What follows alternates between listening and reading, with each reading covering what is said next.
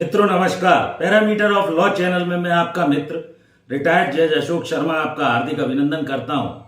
कुछ लोगों के द्वारा मुझसे चैनल पर कमेंट में ये पूछा गया है कि अच्छा वकील करने के लिए क्या करना होगा, तो अच्छा वकील कैसे खोजें। देखिए मित्रों, ये आप सभी जानते हैं कि जो भी व्यक्ति समाज में आया है या समाज में उपस्थित है रहता है, कभी ना कभी उसे कोर्ट कचहरी जाना ही पड़ता है। कोई लिटिगेशन आ गया, किसी का नोटिस आ गया, किसी भी तरह कोर्ट में आपका केस लग गया, आपके विरुद्ध लग गया या आपको लगाना है, तो एक अच्छा वकील आप किस तरह खोज सकते हैं, कुछ मेन महत्वपूर्ण बातें बताने जा रहा हूं। सबसे पहले तो ये आप जान लेंगे, निश्चित तौर पर वकील सारे अच्छे ही होते हैं, ऐसा मेरा मानना है। अच्छा वकील आप कैसे खोजें, इसके लिए कोई भी आपका केस लग गया है या लीगल एक्शन लेना है या केस लगाना है, उसके लिए एडवोकेट, कई बार ऐसी शिकायत लोगों को रहती है हमारे वकील साहब काम नहीं कर रहे हैं, जबकि उनकी भी अपनी मजबूरी रहती है। केसेस का अंबार है, कोर्ट में केसेस इतने अधिक मात्रा में रहते हैं कि कानूनी समस्या के लिए आपको अच्छा एडवोकेट तो रखना पड़ेगा, चाहे वो आप लीगल नोटिस दे रहे हो, केस लड़ रहे हो या आपके विरुद्ध किसी ने मामला लगाया हो। तो ये शिकायत के एडवोकेट सही काम नहीं कर रहे हैं, एक भ्रांति है, ऐसा मेरा मानना है। कोई भी केस आप जब फाइल करना चाहते हैं, एडवोकेट चुनने के लिए कुछ चीजें आप जरूर देख लें। सबसे पहले, जब भी कोई मामला आपका है या आता है आपके समक्ष, जो आपको लगाना है, किसी से कोई अधिकार प्राप्त करना है, दो तरह के मेन सिविल और क्रिमिनल केसेस होते हैं, बाकी फैमिली कोर्ट है, कंज्यूमर है, लेबर कोर्ट है, आर्बिट्रेशन है, बहुत तरह के मामले हैं।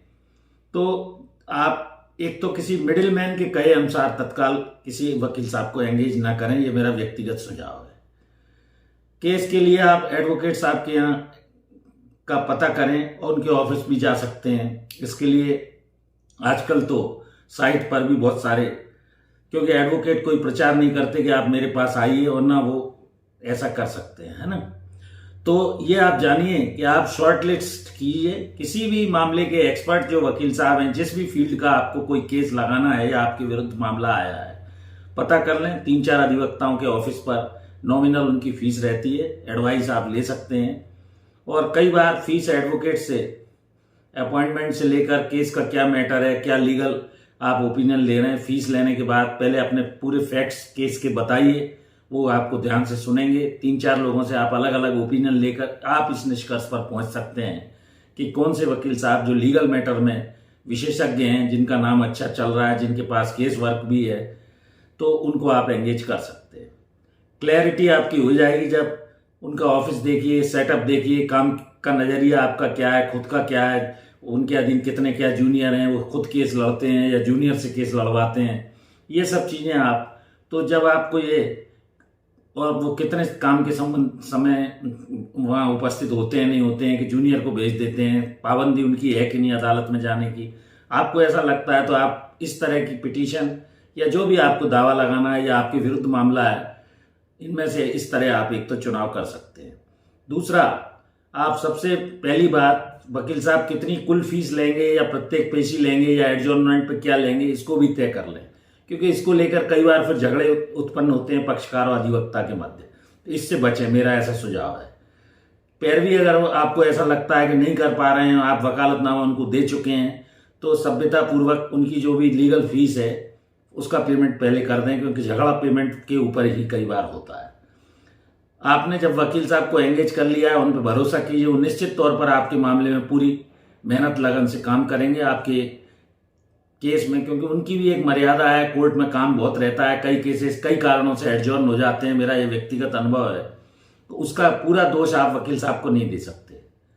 और जब भी आप लीगल एक्शन के लिए जाते हैं, आप खुद सिंसियर रहिए, पेशियों पर जाइए, वकील साहब से मिलिए, अपने केस की प्रगति लीजिए, कोर्ट की प्रोसीडिंग में क्या कार्रवाई होनी है। जब आप बराबर आप रुचि लेंगे तो आपके वकील साहब भी केस में रुचि लेंगे, यह आपको जानना चाहिए।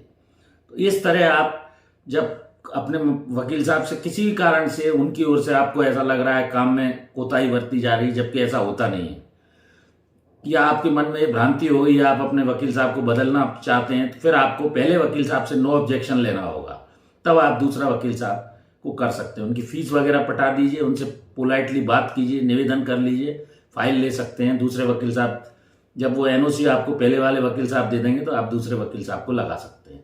तो इस तरह कुछ मैंने बातें या आपको आपकी जानकारी के लिए कोई भी लीगल एक्शन लेने के पहले आप अच्छा वकील कैसे चुन सकते हैं इस बारे में बताएं।